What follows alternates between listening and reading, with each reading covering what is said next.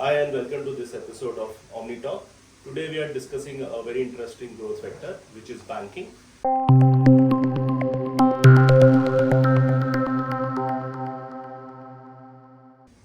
Banking is a very fundamental sector for any economy. It's in fact a reflection of the strength of an economy, and it is also one of the largest segments of the market or of the economy if you see by size. And we see mispricing, we see attractive growth in this particular segment, and that's what we wanted to discuss today.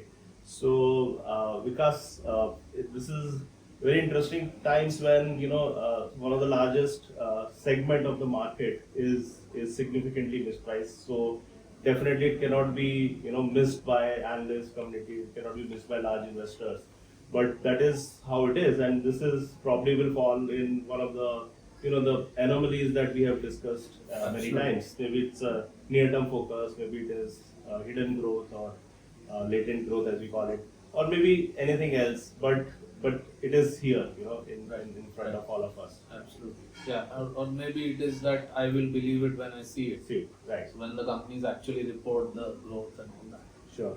So yeah, so whatever is the reason, as they say, मुझे आम खाने से मतलब है, पेड़ गिरने से नहीं है. So the opportunity is there, and as scientific investors, it is interesting to take benefit of that opportunity.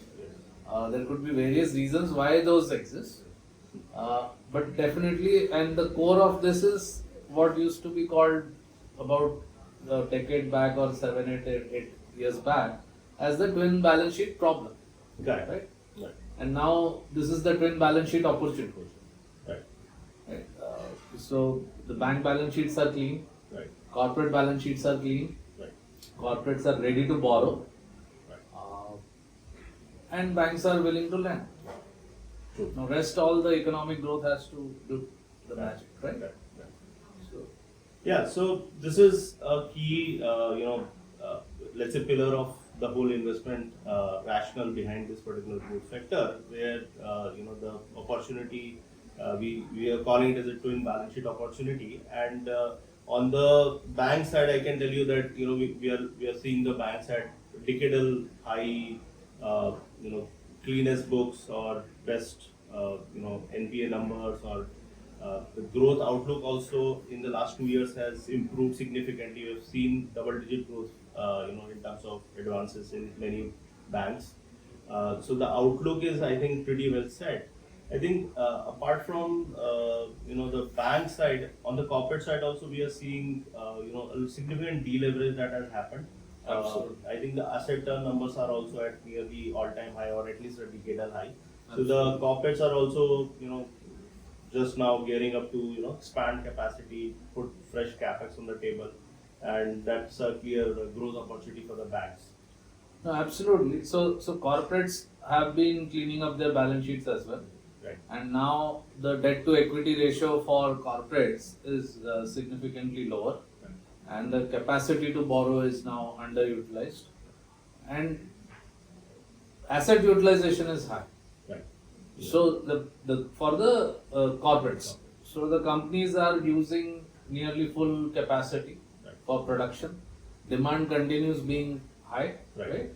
And for that you have to do new capex, which you can see in the discussions. The managements are announcing that we'll do more over next 3 years, 5 years, and so on, right?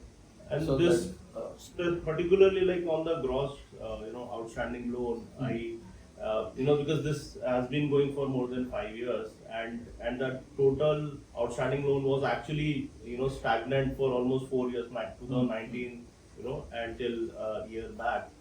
Now in the last 2 years, we have seen some credit growth happening, indicating that the corporates have now started borrowing, right? no, absolutely.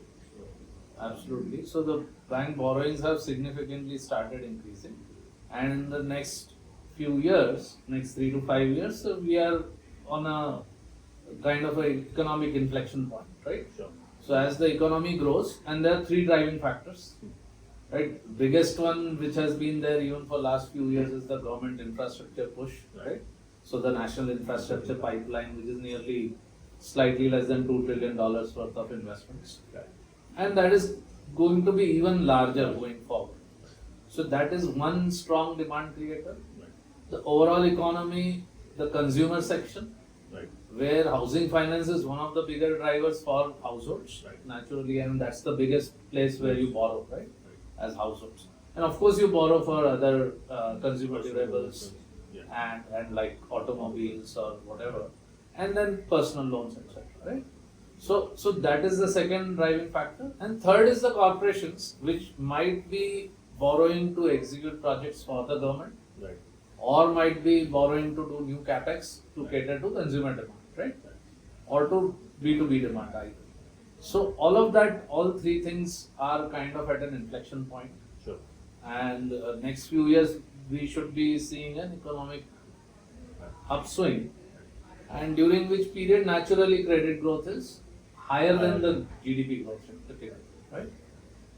So I think just putting it back through the scientific investing framework lens. I think on the first part we have already discussed that how the fundamental strength of the balance sheet of the Absolutely. business, they are quite robust Strong. at this stage in time. And second stage where we focus on what is the the growth factor approach, or what is driving growth for the industry. We have kind of touched upon that there are external factors which Absolutely. are helping these companies to ride on that growth that the environment is actually providing. Absolutely. So this precisely adds to the framework that we have always used. I think the third leg of amazing thing happening on this growth factor would be the re-rating part.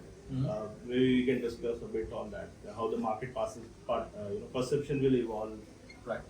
So the growth is there. Yeah. So once the growth starts happening for the banks, Right. the credit growth, next thing is that the profitability starts improving, because the asset to equity ratio is somewhere. Now there is underutilized capacity even with the banks in terms of being able to lend. True. So without increasing the network too much Mhm. through issuing new Yeah. shares, etc., they can grow faster than that, Yeah. and that will improve their. It gives them an operating leverage. Once the operating leverage is there, ROE improves. Right. Now ROE is improved, growth is high, you are able to support the growth through internal accruals, mostly or utilizing the underutilized lending capacity. Now the next leg comes when people start looking at the valuation. That for such a high growth company with such high ROEs, Right. is this PE multiple or price to book multiple justified? Right? And that's where the re-rating comes in. True. So you get dividends or free cash flows available today, whatever can be shared. You get the growth, which is the main factor. Right. And then the even larger factor could be the re-rating, if it happens within next Right. 3 to 5 years. And interestingly, the both public sector as well as private sector banks are mispriced. Significant, the large ones are more mispriced. So there is opportunity on both sides, unlike maybe in the past where people looked at only the private sector banks favorably and not Right. the public sector. Right. Because there's a significant amount of at a very high pace cleanup that has happened on the public sector banks. as well, Absolutely. right? Absolutely. So both, I think we are seeing very attractively priced currently. Yes. And Yes. that adds the third leg to this growth factor of potential re-rating Absolutely. for the investors. So we And one more point, Yeah. which is the margin improvement because of digitization, right? Sure. So digital banking, fintech, where the traditional banks, conventional banks are actually winning Right. because of the other strengths, which we have discussed earlier. Right. So the margin improvements are also likely to happen because of digital transformation as well as due to the use of AI and generative AI in particular. Absolutely. A lot of banks, more than 90% of the fresh businesses are actually happening Through digital channels. So that's going to add to their operating margins. Yeah. So I think interesting times ahead, and we find this quite attractive. Right. So you'll have a report very soon with all these data points that we have discussed to look at those things in more detail. So please follow us on our social media handles so that you don't miss out on any updates from our side. And thank you so much. Thank you. So always keep in mind that investment in securities market are subject to market risks. Read all the related documents carefully before investing. And also that registration granted by SEBI, membership of BASL, and certification from NISM in no way guarantee performance of the intermediary or provide any assurance of returns to investors.